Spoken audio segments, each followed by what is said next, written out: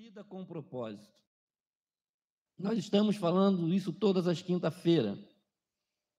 Estamos já no terceiro propósito para o qual Deus nos criou. Você que não tem acompanhado, vê, né, que é a primeira vez. Hoje nós estamos falando sobre santificação. Né? Qual é o primeiro propósito para o qual Deus nos criou? Quem lembra? Eu quero mais um coro, tá? Todo mundo sabe. Qual é o propósito para o qual Deus nos criou? O primeiro propósito? Adoração. Deus nos criou para adorá-lo. A primeira coisa é isso, Deus colocou o homem, a mulher no jardim, todos os dias eles estavam em comunhão, adorando a Deus, ali, 100%, até que o pecado separou esse homem de Deus, né? Pelo pecado entrou a morte, e a Bíblia diz que todos pecaram e foram destituídos da glória de Deus. Então, aquela adoração plena foi quebrada, mas Deus enviou o seu Filho amado, nosso Senhor Jesus Cristo, para morrer no nosso lugar, para nos perdoar os pecados, e nos religou. O plano da salvação vem de Deus, sempre é Deus, não é nós, nunca foi nós, nunca foi sorte, sempre foi Deus. A Bíblia diz que não foste vós que escolhestes a mim, mas eu vos escolhi para que vades e deis fruto. Então, ele olhou lá na eternidade e preparou o caminho da salvação através do seu Filho Jesus. Hoje nós podemos entrar na presença de Deus, porque o véu do templo foi rasgado, nós temos acesso para adorar a Deus. Você pode adorar a Deus. Nós falamos aqui uma série de mensagens sobre adoração, que a adoração não é só no templo, você adora em casa, no trabalho, você adora cumprindo o propósito que Ele te criou, com o seu dom, com o seu talento, com os seus recursos, você adora a Deus. Amar o Senhor teu Deus acima de tudo. Quando você entende isso, você adora a Deus. E o segundo propósito para o qual Deus nos criou foi a comunhão. Então, Deus nos cria para adorá-lo, depois Ele estabelece também um vínculo do amor. Amor é o elo da perfeição. Aí Ele diz assim: amará o Senhor teu Deus em primeiro lugar, e depois o próximo como a ti mesmo. Então, você não pode amar a Deus se você não ama o teu irmão. Então, nós precisamos nos amarmos, sabe, de forma e que a gente prove ao mundo o amor de Deus. Eles saberão que vocês são meus discípulos se amardes uns aos outros. João escreve, né, 1 João capítulo 3, verso 16, que Deus prova o seu amor, dando o seu Filho para morrer em nosso lugar, e nós precisamos dar a nossa vida pelos nossos irmãos. É isso, fala sobre isso, comunhão é isso. E nós vimos que o diabo ele luta para destruir a comunhão, a unidade da igreja, porque é um só espírito, um só corpo, uma só fé, é unidade na diversidade, comunhão. Então nós precisamos ter um amor verdadeiro, não fingido. Esse é o segundo propósito. E nós começamos na semana passada falando sobre santificação. Obrigado, minha irmã. Sobre santificação, que é o terceiro propósito. Você foi criado para ser a semelhança de Jesus. Jesus é o primogênito dos irmãos. Deus estabeleceu um modelo para a sua família, para os seus filhos. Paulo fala: sede meus imitadores, como eu sou de Cristo. Nosso modelo é Jesus. Modelo de amor, modelo de santidade. Porque a Bíblia diz que em tudo ele foi santo, foi provado. O escritor aos Hebreus fala que ele padeceu, ele se esvaziou, tomou forma de homem, em tudo ele foi provado, mas não pecou. É o nosso modelo. E santidade fala sobre isso. E dentro desse tema, nós vamos falar hoje, o tema da mensagem de hoje é como crescemos. Porque a santificação não é um processo fácil. Deus quer que você cresça. Quanto tempo você está na igreja? Eu dei um exemplo, falei agora há pouco da alegria de ter conhecido a pastora Doralice ainda lá nos anos 80. Quando eu era criança, ela já estava militando na obra de Deus. Talvez aqui, né, nessa noite, ela seja a crente mais experiente, experimentada, de mais tempo. Eu acho que ninguém aqui aceitou Jesus antes dos anos 70, né? Tem alguém aqui? Ela, né? Por volta dos anos. Isso é uma honra. Você gastar a sua vida no reino de Deus. Paulo fala assim: eu não tenho nada precioso na minha vida. Não tenho. Porque é Cristo em mim, eu vivo para Ele. A minha vida gasta no reino de Deus. Eu aceitei Jesus ainda em 1980. Fui batizado em 83. E a nossa vida é um privilégio poder gastar a nossa vida no reino de Deus. Porque Deus quer isso, querido, que a gente cresça. Deus quer que você cresça. Não importe o tempo.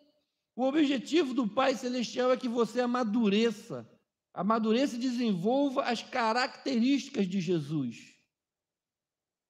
Lamentavelmente, milhões de cristãos envelhecem, mas nunca crescem. Emperram numa perpétua infância espiritual. São pessoas que permanecem de fralda, sapatinhos de crochê, é um bebê na fé.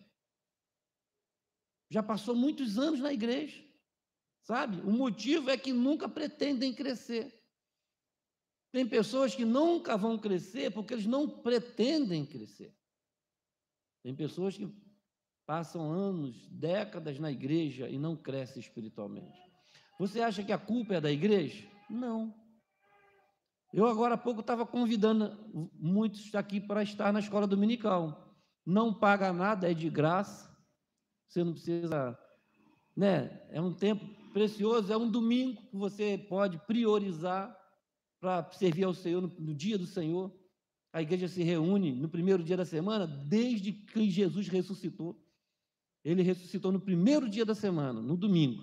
Aquele domingo da Páscoa lá em Israel, ele ressuscitou bem cedinho. Desde aquele dia, todas as semanas, no primeiro dia da semana, a igreja se reúne para adorar. Nós já estamos fazendo isso há mais de 2000 anos. Mas tem gente que ainda não entendeu isso. Então, essas pessoas vão ter muita dificuldade de crescer, porque elas não querem estudar a Bíblia, não querem orar, não querem se dedicar ao conhecer o Deus deles. Vão se envelhecer, mas não vão amadurecer. Vão ser como crianças espirituais. Mas Deus quer que você cresça. Diga para a pessoa do teu lado: Deus quer que você cresça. Você não pode ficar um bebê espiritual a vida toda. Você tem que crescer. Quanto tempo de crente? Ah, pastor, eu sou novo. Então, melhor ainda. Então, vai crescer. Se você quiser, você vai crescer. Você não pode achar que está bom. Não, você tem que conhecer melhor. Efésios capítulo 4, versos 14 e 15. Está aqui na tela para te ajudar. O propósito é que não sejamos mais como crianças. Olha o que Paulo está dizendo. Levados de um lado para o outro pelas ondas, nem jogados para cá e para lá por todo vento de doutrina e pela astúcia e esperteza de homens que induzem ao erro. Não, o propósito é que você, antes, seguindo a verdade em amor, cresçamos em tudo naquele que é a cabeça, Cristo. Paulo está dizendo que esse é o propósito da igreja. Crescer em Cristo, crescer em graça, crescer em conhecimento. Você não pode ser daquele crente que é jogado de lá e para cá por qualquer vento de doutrina. Aparece uma pessoa ali na esquina pregando qualquer coisa, você fica impressionado e vai para lá achando que ele descobriu, inventou a roda. Não, você conhece o teu Deus, você conhece a razão da tua fé, você estuda a palavra de Deus, você não é enganado.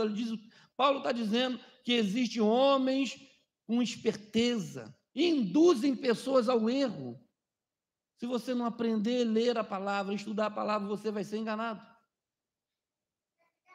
Mas a culpa não é minha, a culpa não é do pastor, do líder, do professor espiritual, a culpa é sua que não quer crescer. Quando você não quer crescer, você vai se tornar essa pessoa deficiente na fé. Mas o propósito de Deus é que você cresça no modelo de Cristo. Cresçamos em tudo, naquele que é a cabeça. Então, se você quiser crescer, você está no lugar certo. Crescimento espiritual não é algo automático. Você precisa entender isso. Crescimento espiritual não é algo automático. Está comigo aqui? É necessário que haja um compromisso. Você deve querer crescer. Você deve decidir crescer. Você deve fazer um esforço para crescer. Você tem que persistir em crescer. Não é fácil. Eu vou falar para você, né? Eu compartilhei no grupo aquele vídeo que eu falava sempre com vocês, né? Do irmão. Eu vi que a irmã Lúcia compartilhou no Facebook também lá. Não sei se você assistiu o videozinho que eu botei no grupo da igreja, né? O rapaz falou que ele inventou de ser evangélico. A coisa mais difícil que eu inventei na vida agora é ser crente. É muito difícil. Você não pode isso, não pode isso. Então, querido, você tem que querer crescer. Você tem que decidir crescer, fazer um esforço para crescer e persistir em crescer. Se você não quiser, você não vai crescer. Mas se você quiser, você vai crescer. Porque assim, se alguém tem falta de sabedoria, peça a Deus que Ele dá liberalmente. E não faz acepção de pessoa. Você precisa querer crescer. O discipulado, querido, é o processo de se tornar semelhante a Cristo.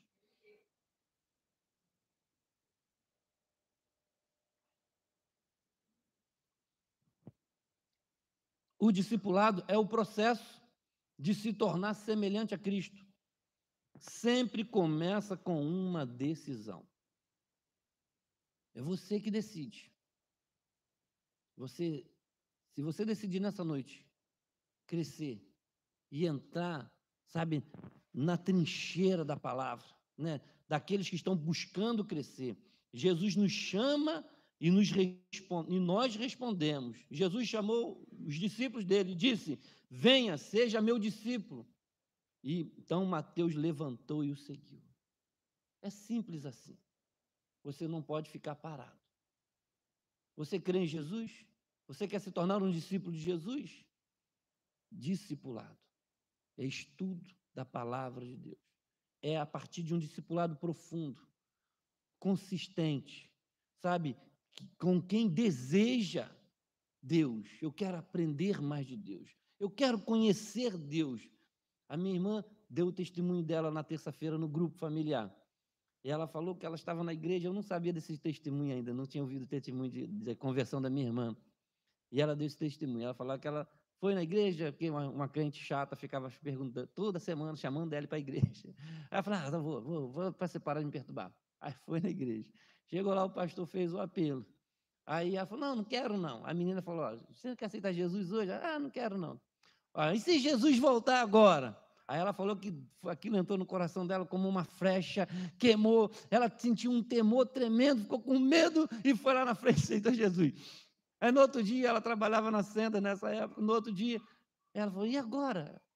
O que eu faço? Eu não sei o que eu faço. Eu falei: é só você seguir. É só você seguir. Mas eu não vou conseguir, não vai dar certo esse negócio de ser crente. Imagina, crente na década de 80, né? Não era como hoje. Né? Era muito diferente a igreja, a Assembleia de Deus, não podia uma série de coisas. Como é que eu vou fazer? Mas, querida, foi isso, sabe? Ela deu o passo, ela foi.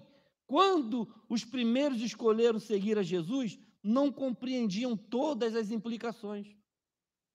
Jesus chamou eles para seguir, mas eles não sabiam exatamente o que era aquilo. Mas eles acreditaram, eles confiaram.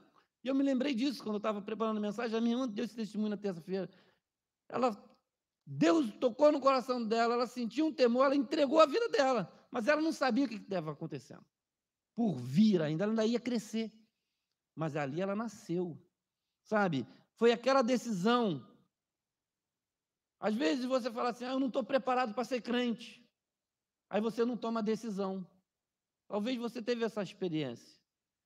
Faz o apelo, mas eu não estou preparado ainda. Quando eu estiver preparado, aí eu vou firmar. Engano seu, você não vai conseguir, porque não depende só de você. Mas você que vai decidir. Se você essa noite decidir seguir a Jesus, se tornar um discípulo de Jesus, ainda que você não entenda todas as implicações dessa decisão, você vai ser, porque Ele vai transformar você. simplesmente atenderam ao convite de Jesus. Isso é tudo que você precisa começar.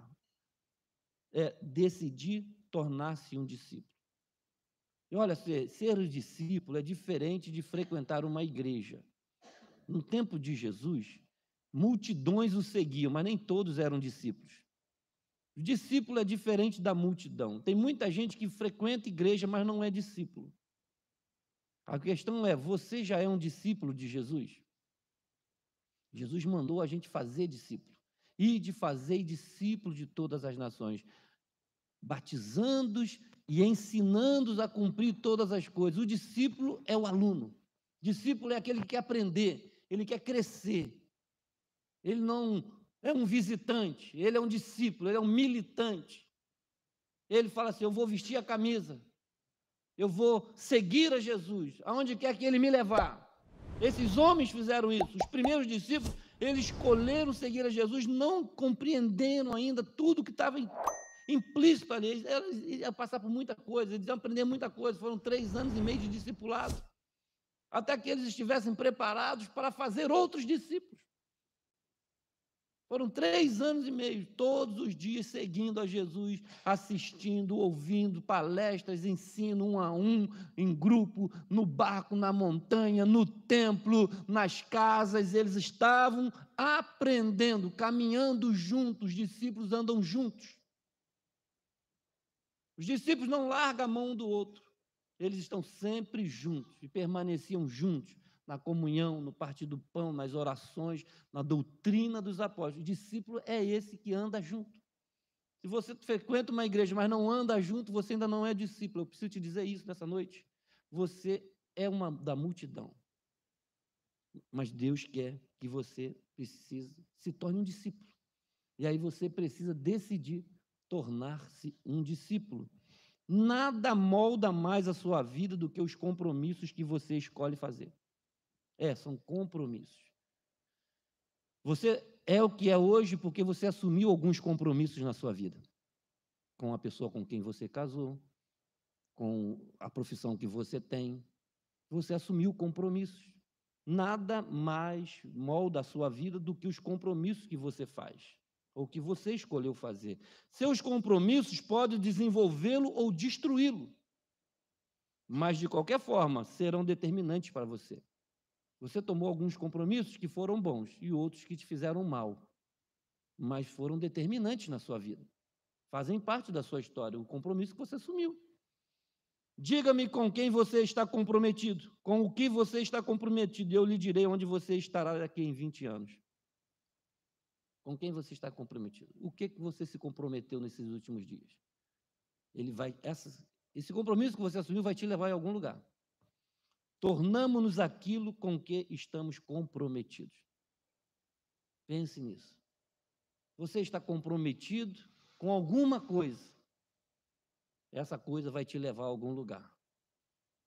Os discípulos de Jesus se comprometem com Jesus, com o reino de Deus. E nós sabemos aonde isso vai dar. É uma promessa. Se você quiser ser um discípulo de Jesus, você tem que se comprometer com Ele, com a palavra dEle, com os irmãos dEle, com o povo dEle. Compromisso, comprometimento. É nesse estágio do comprometimento que a maioria das pessoas perde o propósito de Deus para a sua vida, porque agora é a hora da decisão. Você caminha com Deus sem compromisso. Você frequenta igreja sem compromisso.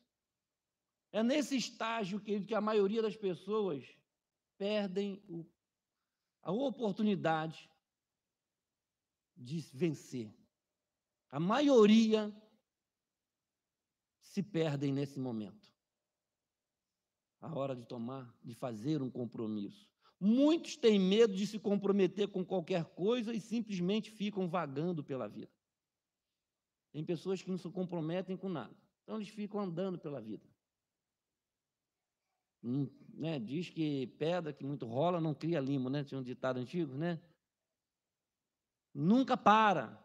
Não tem compromisso com igreja nenhuma, não tem compromisso com o Deus da igreja, não tem compromisso com nada. Não vai crescer, não vai desenvolver. Por quê, querido? tem medo. E a Bíblia diz, lança fora o medo.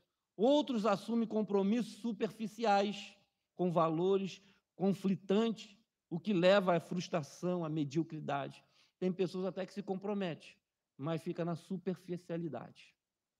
Tipo assim, eu estou aqui, mas não estou. Tá, mas você nunca pode contar com a pessoa, é superficial. Não mergulhou. Esse tipo de pessoa vai ficar na mediocridade. Você sabe o que é mediocridade? Abaixo da média. É uma pessoa que nunca está acima da média. E a gente não pode ficar na mediocridade. Mediocridade é aquela pessoa que não cresce, está sempre abaixo da média. Você não pode contar, você não sabe, essa pessoa é inconstante. Quando você pensa que vai, ela não vai. São pessoas que elas acabam frustradas, porque elas nunca realizam, elas nunca conquistam nada no reino de Deus. E o tempo vai passar, lembra que eu falei? Ela vai passar muitos anos na igreja, mas vai ser sempre uma criança. Ela não vai desenvolver.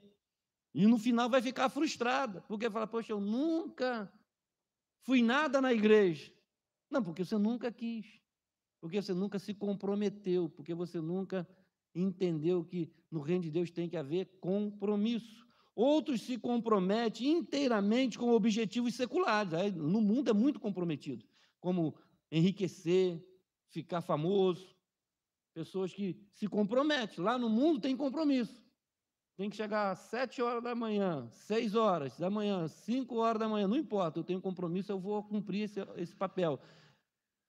E aí, querido, é sobre isso, compromissos com objetivos seculares. Não, eu vou fazer. São pessoas que se comprometem. Esse tipo de compromisso, que muitas das vezes acabam até se desapontando em alguma área, porque não é com o reino de Deus. Você está compreendendo isso? A parte de Deus e a sua parte. Então, o que nós estamos entendendo? Que eu preciso crescer. Para mim crescer, eu tenho que me tornar um discípulo. Mas para mim ser um discípulo, eu tenho que me comprometer. Eu tenho que ouvir o chamado, largar tudo e seguir a Jesus. Pastor, mas no que vai dar isso? Você precisa confiar. Pedro fez essa pergunta para Jesus. Senhor, mas se a gente largar tudo? Porque Jesus falou, né? Jesus pegou pesado. Jesus, ou era 8 ou era 80, né? Ou era frio ou era quente. Morno ele não gosta. Né? O superficial, em cima do muro, não vai adiantar nada. E Jesus falou, olha, larga pai, larga mãe, larga filho, larga tudo e me siga. Um discípulo falou assim, deixa eu ali, vou enterrar o meu pai, daqui a pouco eu volto. Ele falou, rapaz, deixa os mortos, sepultar os mortos, vem e me segue. Mas o que a gente vai ganhar com isso? Aí Pedro perguntou. Pedro era ousado, né? Mas o que a gente vai ganhar com isso? Largar nosso pai, nossa mãe, nossa família para seguir você. Ele falou, olha, aqui na terra você vai ganhar muito mais pais, mães, irmãos e ainda a vida eterna. Não sei se você entende isso. Isso tem a ver com revelação. Não estou mandando você largar sua casa, largar sua família, vir para a igreja todo dia. Não estou falando isso. Mas isso fala da disposição do coração. De alguém que encontrou o bem mais precioso, aquela canção que a gente canta de Maria, que ela vai lá e quebra o azeite perfumado, aquela coisa, aquele óleo precioso. Diz o escritor que era 300 dinheiro. Ela juntou aquilo talvez a vida toda para comprar aquilo, mas ela vai e derrama no pé de Jesus. Ela não quer saber, sabe? Eu falei aqui de você entregar a sua vida a Jesus e não se preocupar.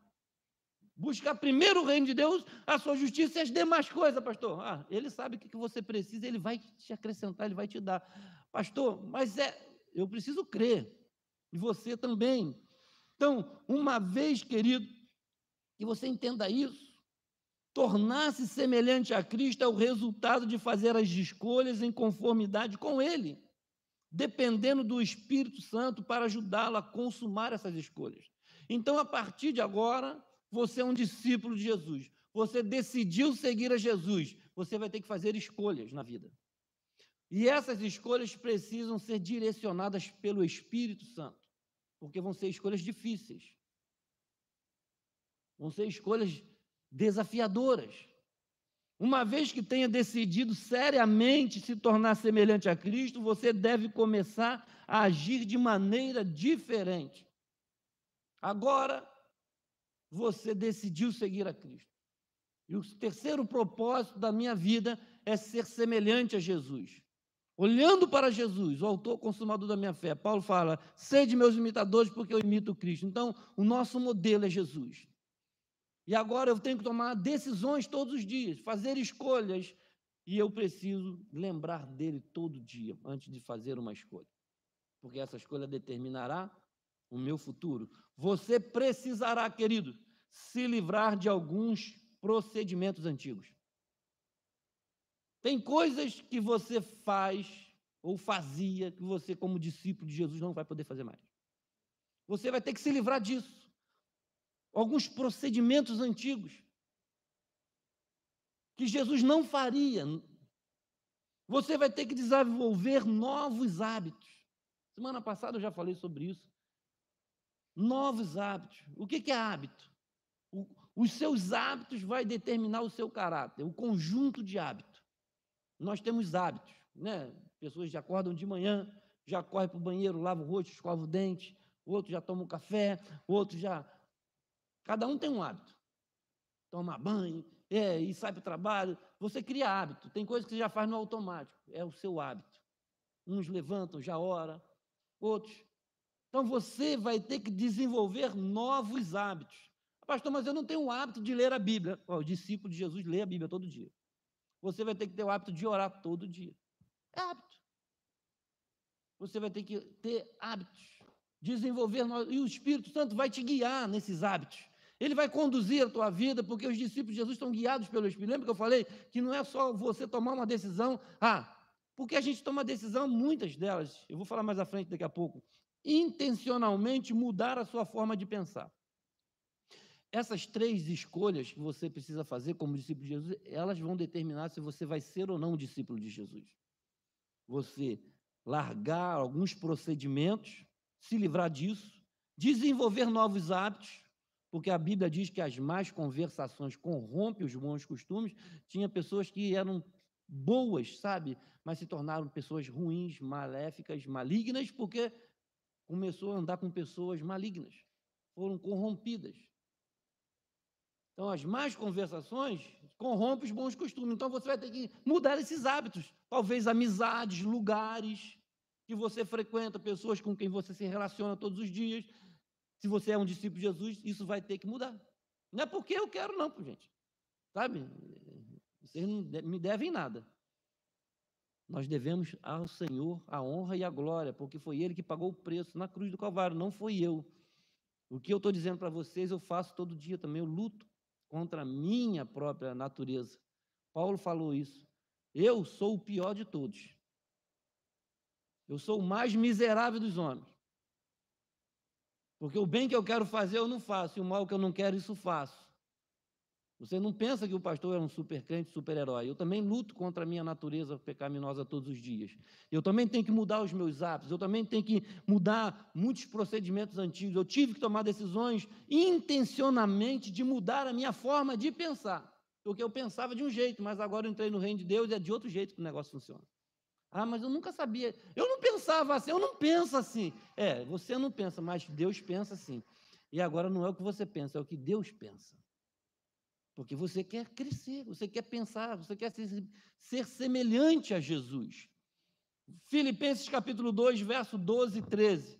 Assim, meus amados, como sempre vocês obedeceram, não apenas em minha presença, porém muito mais agora na minha ausência. E aí eu sublinhei, ponham em ação a salvação de vocês com temor e tremor, pois Deus, eu sublinhei de novo, é quem efetua em vocês, tanto querer quanto realizar, de acordo com a vontade dele. Olha só o que está acontecendo aqui. Deixa eu explicar. Esse versículo mostra 2 partes do crescimento espiritual. O crescimento espiritual não é automático, é um processo que demanda esforço, querer, vontade. Mas esse versículo mostra 2 partes. Ponham em ação e efetua em vocês. O ponham em ação é o nosso dever. É você que tem que colocar em ação.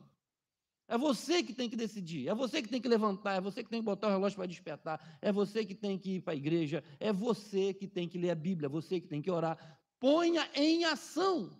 Paulo disse: ponham em ação a salvação de vocês. Eu criei, mas não estou fazendo nada. Aí Tiago falou: a fé sem obra, porque não põe em ação, não faz nada.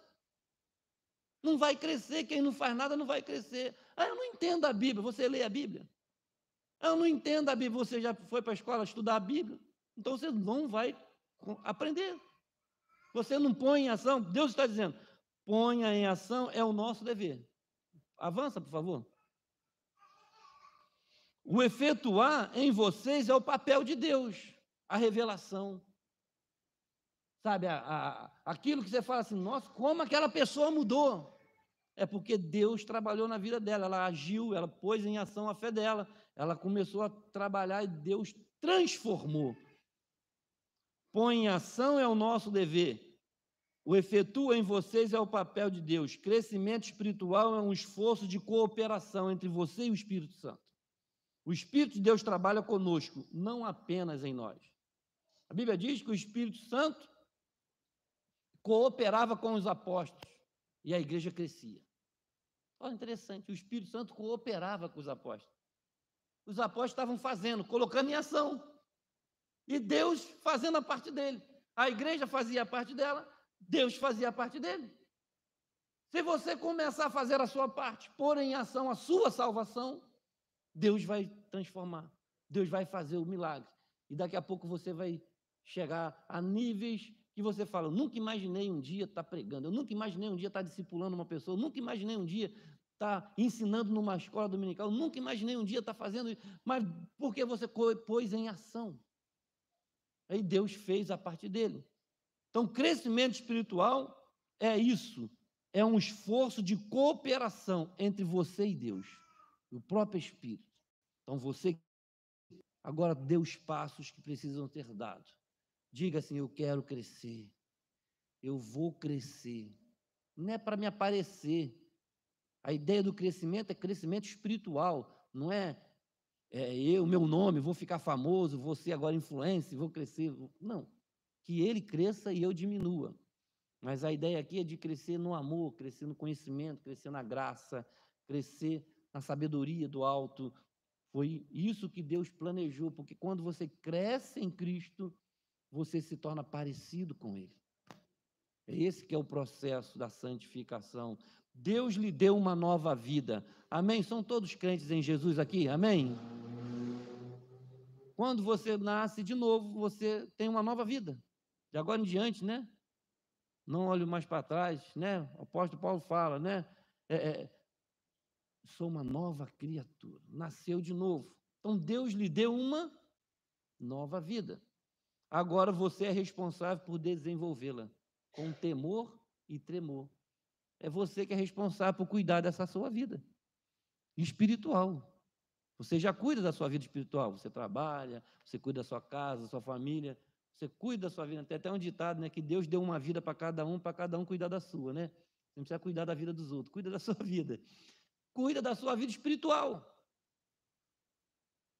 É dever seu desenvolver com temor e tremor. Isso significa levar seu crescimento espiritual a sério. Você está levando isso a sério, gente? Você leva a sério a sua fé, o seu Deus?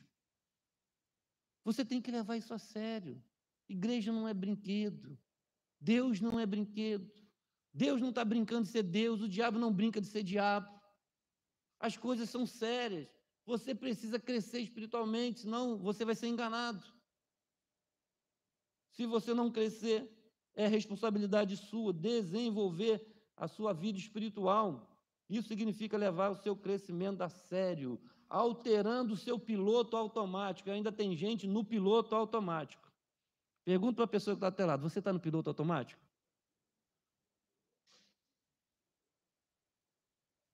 Todo mundo sabe o que é piloto automático, né? O avião tem, agora os carros têm. Tem, né, várias coisas no piloto automático. Para mudar a sua vida, você deve mudar a sua forma de pensar. Por trás de tudo que você faz, há um pensamento. Não pensa, querido, que essas coisas que você está fazendo é do nada, isso está na sua mente. Tudo que a gente faz, por trás disso tem um pensamento. A gente não age, eu fiz sem pensar. Mentira, ainda que esteja lá dentro do seu subconsciente. Foi plantado lá uma informação, um pensamento, e você, quando mal percebeu, você agiu daquela forma. Todo comportamento é motivado por uma crença. Alguma coisa te levou a fazer isso. Alguém falou alguma coisa? Você acreditou em alguma mensagem e você tomou essa decisão. Todo comportamento é motivado por uma crença, toda ação é estimulada por uma atitude. É sempre assim. A gente até fala, eu fiz sem pensar, me perdoa. Tinha alguma coisa lá na sua cabeça. Alguém plantou alguma coisa. Você pode ter certeza, se foi coisa ruim, não foi Deus que plantou. Foi alguma semente maligna. Então você precisa sair desse piloto automático, essa ideia de que você está fazendo as coisas no automático. Eu fiz sem pensar, eu fiz sem pensar, foi sem pensar. Eu não pretendia fazer isso. Isso é um mecanismo de defesa, que não é bom, porque você acaba transferindo responsabilidade para as outras pessoas dos seus erros, das suas falhas, para se defender. Mas, na verdade, essa coisa está dentro de você. Paulo fala na palavra dele, olha, de onde vêm todas as guerras e contendas e tribulações entre vós? Não é de dentro de vocês? Do coração de vocês? Porque da boca sai o que o coração está cheio. Da onde que vem todo o mal que há no mundo? De dentro de nós. Mortes, traições, contendas, violência, isso vem de dentro de nós. Está dentro de nós as coisas. Ou boa ou ruim. Imagine você viajando em uma lancha, em um lago, no piloto automático, ajustado para o norte. Então você chega lá, na Praça 15, né, que lá que tem os barcos, ajusta lá a lancha para o norte. Eu vou lá para o norte do país. E tu larga, ela vai lá, está lá programado lá, o GPS, o piloto automático, você bota o combustível, ela vai para lá. Aí você lá no meio da viagem decide voltar para o sul. Não, vou lá para o sul ajudar os irmãos do sul, está chovendo lá, né? Vou voltar para o sul. Mas o piloto automático está para o norte e você quer ir para o sul. O que é que você vai fazer? Só tem duas formas, querido, de você mudar essa história. Né? Haverá duas formas possíveis para você mudar a direção desse barco. E esse barco é a sua vida. Você está indo para o sul, mas agora você decidiu ir para o norte. Só tem duas formas de você fazer isso. A primeira forma é você agarrar ali a roda do leme, a coisinha que fica debaixo do motor, tem um negocinho ali, e forçar ele, virar para o lado, para ele mudar a direção. Você vai agarrar aquilo lá e vai fazer muita força. Porém, os seus braços vão acabar se cansando. Uma hora você não vai aguentar lutar com aquele piloto, o piloto automático fazendo força para cá e você fazendo força para lá, porque você quer mudar a direção do barco. Uma hora você não vai aguentar, querido. Isso você vai largar, você vai se cansar e o barco vai continuar indo para o norte. É quando a gente toma essas decisões de começo de ano, já viu? Esse ano eu vou emagrecer. Aí tu começa. Já estou uma semana, fulana. Olha, já estou um mês, perdi 200 gramas, perdi 1 quilo. Olha, agora eu estou na água. Já estou passando um sufoco, mas eu vou conseguir. Aí quando chega fevereiro e março, ela não aguenta mais. E aí, fulano, como é que está? Está difícil, eu não estou aguentando. Aí começa a comer de novo, termina dezembro com mais quilo do que começou. Porque não depende só de você. Existem outras forças dentro de você operando contra você. Porque você tem hábitos. Você mudar hábitos é difícil. Você não muda da noite para o dia. Você não emagrece da noite para o dia. Você não está, vou ler a Bíblia o ano todo. Aí você começa, daqui a pouco chega fevereiro, você não consegue ler mais a Bíblia. Porque é assim. Porque o piloto está no piloto automático. Você vem anos e anos fazendo aquilo ali. E agora você decide mudar e acha que vai mudar. Não, eu vou me esforçar, eu vou mudar, agora eu vou malhar, esse ano eu vou malhar, vou para a academia. Aí começa, chega no metade do ano, E aí parou? Ah, parei, tanta coisa, não consegui. Você está entendendo? Por quê? Porque a sua mente, você tomou uma decisão, mas na sua mente ainda não mudou. Essa é a segunda forma. A outra forma, querido, é isso. Uma forma melhor e mais rápida de você conseguir mudar a direção desse barco é você ajustar o piloto automático. O problema é que o piloto automático está te levando para um lado, e você quer mudar a direção, mas não mexe no piloto automático. Não mexe na sua mente. Seu primeiro passo em direção ao crescimento espiritual é começar a mudar a sua forma de pensar. Isso, está aqui, Paulo escreve isso aos Romanos. Toda mudança deve sempre ocorrer primeiro em sua mente. Jesus, ele só fala da mente. Vinde a mim todos que estáis cansados, sobrecarregados, eu vos aliviarei. Está falando da mente. Lançando sobre ele toda a vossa ansiedade. É mente. A mente. Olha, se você não mudar a sua mente, você não vai crescer espiritualmente. A nossa luta é na mente, contra as hostes espirituais da maldade. Sua forma de pensar determina a sua forma de sentir. O que você sente influencia a sua forma de agir. Olha que frase forte. A sua forma de pensar influencia ou determina o que você sente.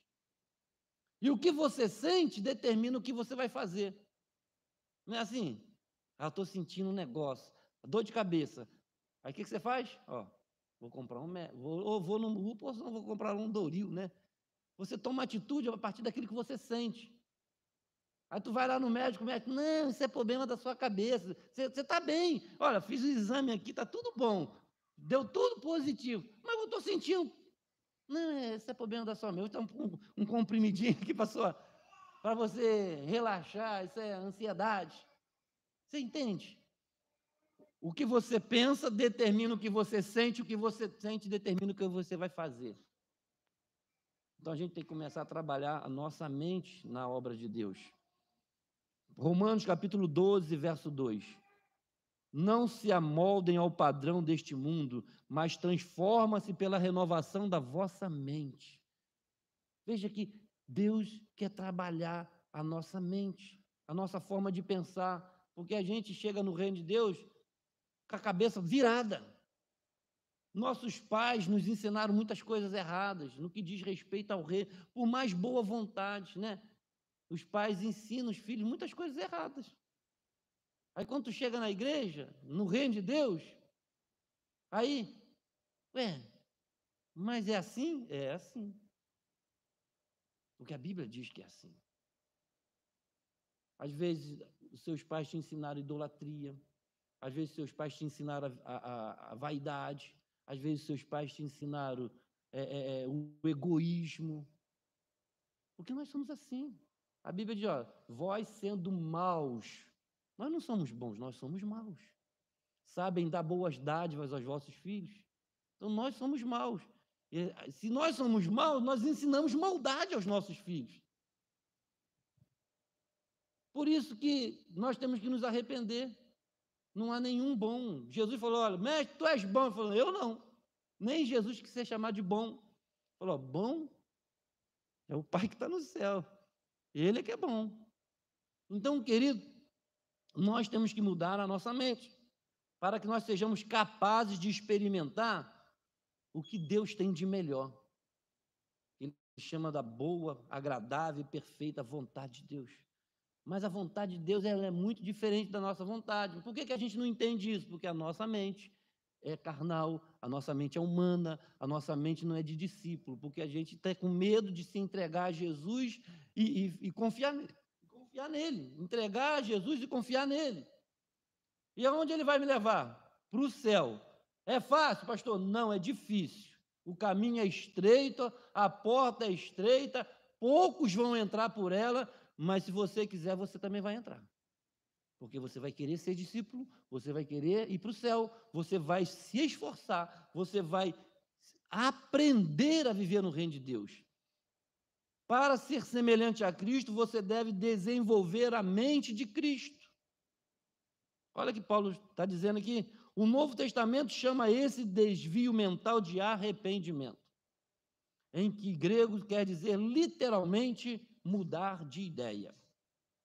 Arrependimento é mudar de ideia. Ninguém que entra no reino de Deus cresce se não se arrepender do que está errado. Se Deus te mostrou que isso é errado, arrependa-se. A pregação do Evangelho começa: arrependei-vos e crede no Evangelho.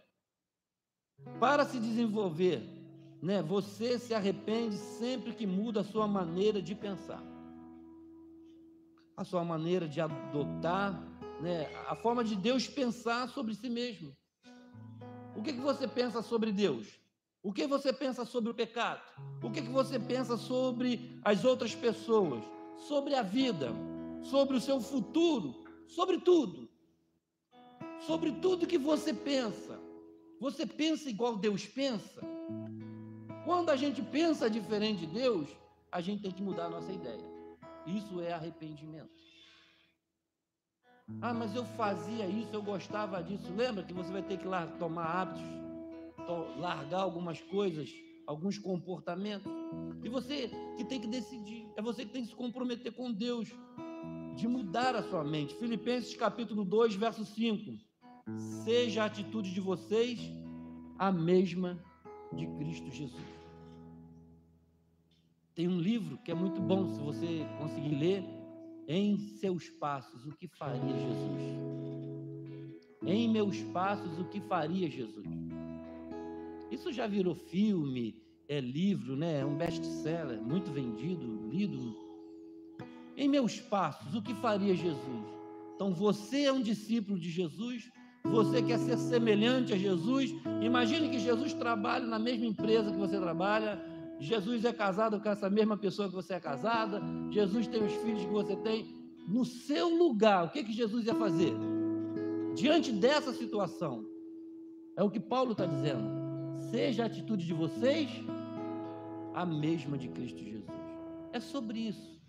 O discípulo se pergunta: o que Jesus faria nessa situação? Eu preciso fazer o que Jesus faria. Ah, mas eu não acho mais nada. Eu preciso falar com Ele. Senhor, o que eu faço?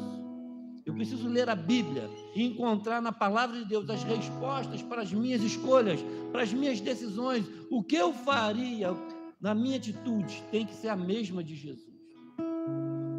Pastor, eu nunca pensei assim. Por isso que a gente tem que mudar a nossa forma de pensar. É por isso que a gente tem que mudar a nossa maneira de pensar, a nossa mente. Hoje, poucas pessoas, muito melhor dizendo, hoje muitas pessoas presumem que a maturidade espiritual é medida pela quantidade de informação bíblica e de doutrinas que conhece. É verdade que o conhecimento é uma das dimensões da maturidade. Você precisa, eu falei aqui, você tem que vir para a escola, você tem que ler a Bíblia, você tem que orar, estudar, mas não é tudo isso. Vai além de você frequentar uma academia. Se você for lá na PUC, uma universidade católica, cristã, as pessoas estão lá se formando, teólogos, bacharel, mestres em teologia e divindade, mas não consegue agradar a Deus, a grande maioria, porque não é só conhecimento, é praticar. Sabe, querido, a vida cristã é muito mais do que credo e convicção. Ela inclui a conduta, o caráter, o que você faz, a forma como você age. Nossos atos devem ser coerentes com a nossa fé. Não adianta eu dizer que sou cristão e a minha atitude não é de cristão. Não adianta eu frequentar uma igreja e não ter a mente de Cristo. Eu não faço como Cristo faz. Eu não estou comprometido nesse nível ainda, pastor. Então você ainda não é um discípulo. Nós precisamos entender que a vida cristã é muito mais do que credo. Eu acredito, eu vou na igreja, eu faço isso, mas ela inclui a conduta, o caráter, os nossos atos. Eu quero te convidar a ficar de pé para nós concluirmos nesse momento. Conclusão, querido. O cristianismo não é uma religião ou uma filosofia. É um relacionamento, é um estilo de vida. Sabe? Quando você decide seguir a Jesus, não é para você ter uma carteirinha de crente, falar que é da comunidade, ou da Assembleia, ou da Batista. Ah, eu sou da religião evangélica. Não, é um estilo de vida. Não importa importa a placa. É um relacionamento com Deus. A essência desse estilo de vida com Jesus é pensar nos outros e não em nós mesmos. Porque é um amor. Olha o que está dizendo a Bíblia. Devemos pensar no bem das outras pessoas, tentar ajudá-las, fazendo as coisas que agradam a elas. Nem mesmo Cristo tentou agradar a si mesmo. Então eu preciso parecer com Jesus? E agora eu descubro que Jesus fez tudo isso, não foi por ele, foi por nós. Ele não estava pensando nele quando ele decidiu sair do céu e vir aqui, ele estava pensando em nós. Aí eu quero ser um discípulo de Jesus, mas eu não penso no meu irmão. Eu não penso em você. Eu estou pensando só em mim. Agora eu sou o melhor crente do mundo. Agora eu sou o mais crente da igreja. Não, você está pensando só em você. Jesus, pensar nos outros é o cerne de se tornar semelhante a Cristo. É a melhor evidência do crescimento espiritual. Esse tipo de pensamento não é natural, é contracultural, raro e árduo. São poucas pessoas que pensam no próximo. São poucas pessoas que dão preferência às outras pessoas. São poucas pessoas que decidem parecer com Jesus nesse nível. É raro encontrar pessoas que dão a vida pelas outras pessoas. Porque isso exige comprometimento. Você acha que a igreja é o quê? A igreja é um irmão cuidando do outro. Eu não estou aqui por causa de mim, eu estou aqui por causa de vocês. Se vocês não estiverem aí por causa de mim, não faz sentido. Eu preciso que vocês estão vendo, estão bem, estão crescendo. Vocês precisam ver que o irmão está crescendo. Eu preciso amar, cuidar. Romanos capítulo 15, verso 2 e 3. Cada um de nós deve agradar o seu próximo para o bem dele. Olha o que Paulo está dizendo. Cada um de nós deve agradar o seu próximo para o bem dele. A fim de quê, pastor? De edificá-lo.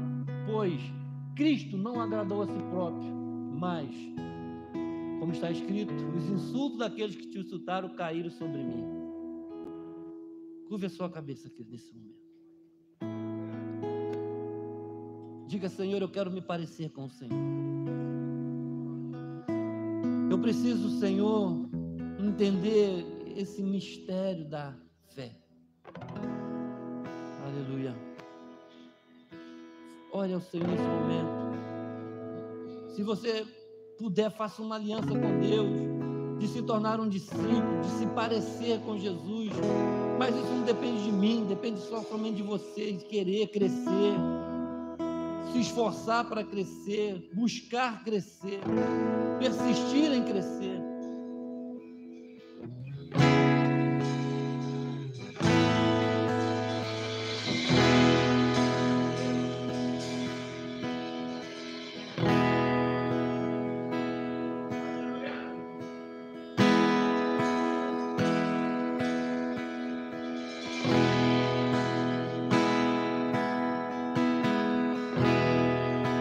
Precioso Jesus.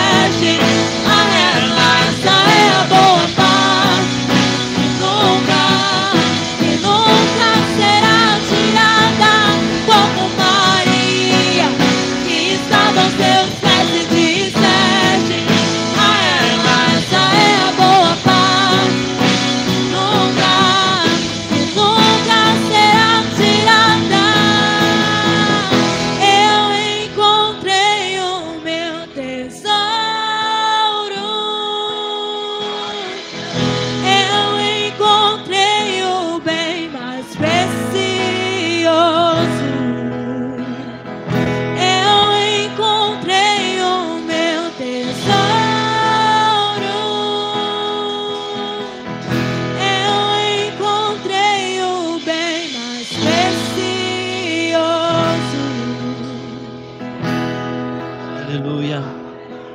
Querido, se Jesus é precioso para você, a Bíblia diz que aquela mulher tinha algo muito precioso, mas Jesus era mais precioso.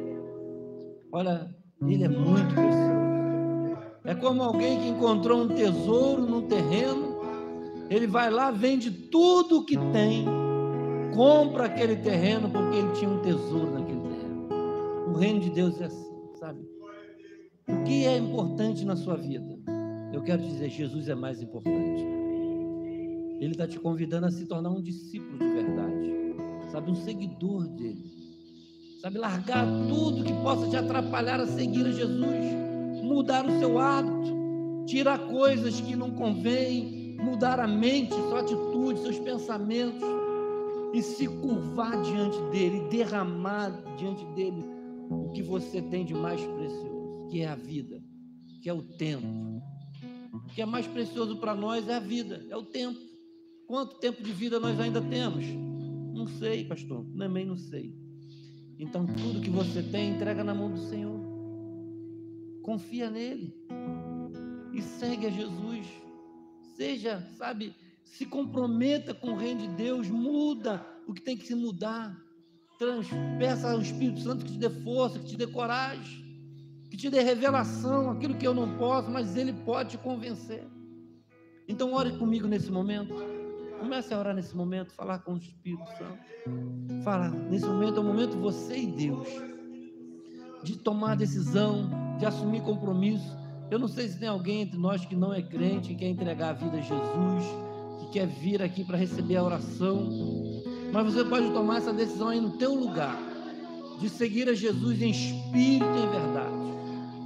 Ore comigo nesse momento e toma uma decisão que vai mudar a sua história, do seu relacionamento com Deus. Pai, no nome de Jesus, nós, ó Deus, estamos na tua presença nessa noite. O Senhor é o nosso bem mais precioso. Entregamos a nossa vida em tuas mãos para segui-lo, aonde quer que o Senhor nos leve, ó Pai. Que venha o teu reino e que seja feita a tua vontade. Não a nós, mas somente ao teu nome e à glória. Senhor, nessa noite, o teu filho, a tua filha que está orando comigo agora, Senhor, tomando compromisso no coração de seguir ao Senhor, de lançar fora o medo, de lançar fora a ansiedade, de lançar fora a dúvida e de querer crescer na graça, no conhecimento, que o Senhor possa mudar a mente, mudando, transformando o entendimento, mudando os pensamentos, tirando, ó Deus, todo pensamento contrário, toda mente negativa, toda palavra de maldição que foi lançada, todo credo que não tem a ver com o Senhor, toda falta de fé, Senhor, que o Senhor possa mudar nessa noite, Deus, mudando o cativeiro dessa pessoa que está conosco pela internet, que o Senhor possa agir no coração, que o Senhor possa agir no entendimento. Escreve essas tuas palavras no coração de cada um de nós, para nós não pecarmos contra Ti.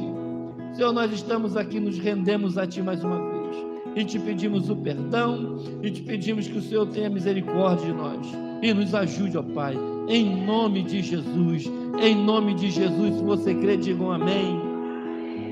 Que Deus abençoe, querido, nós já vamos terminar. Leve essa palavra no seu coração. Que Deus abençoe a sua vida, a sua casa, a sua família. Crê somente, tudo é possível que crê. Jesus te convida a viver no reino dele. Pastora, obrigado.